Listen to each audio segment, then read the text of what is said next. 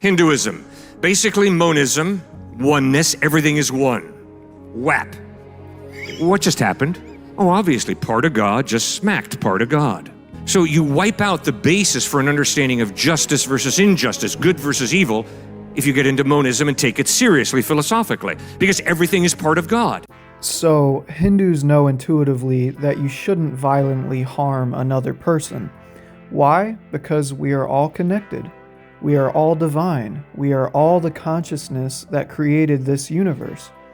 And should a divine sentient being of consciousness harm another divine sentient being of consciousness? Intuitively, the answer is no. I should not harm them because I would be harming myself. There's a story of one of the Hindu gods, Ganesha, and a cat.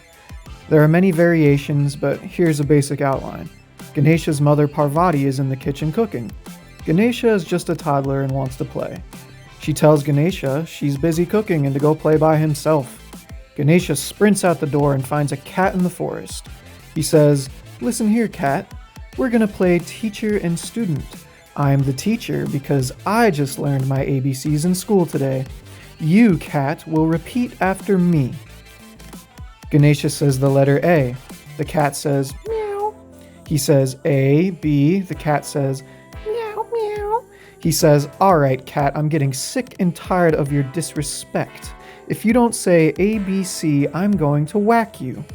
The cat says, "Meow, meow, meow." Ganesha grabs the cat by the tail and smacks him 3 times across the face.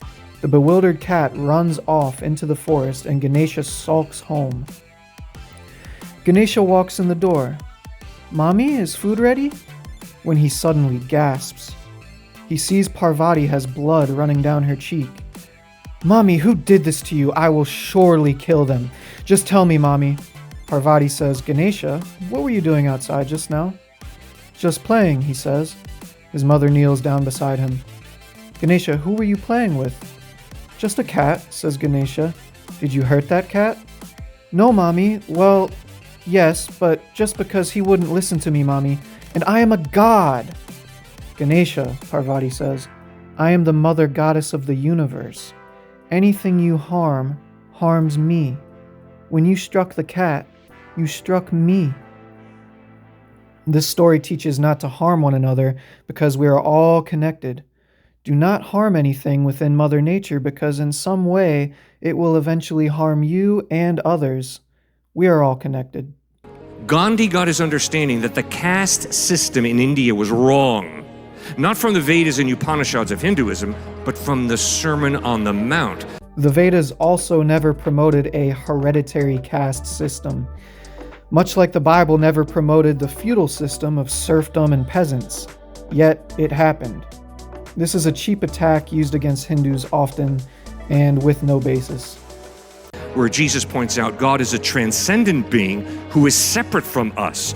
He creates us in his image with a conscience, a rational mind, and we, by exercising our consciences and our rational minds, can distinguish between justice versus injustice, right versus wrong.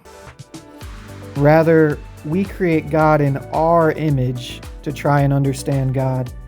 God is not a human up there in the sky judging people. He is everything. He is the consciousness we live in.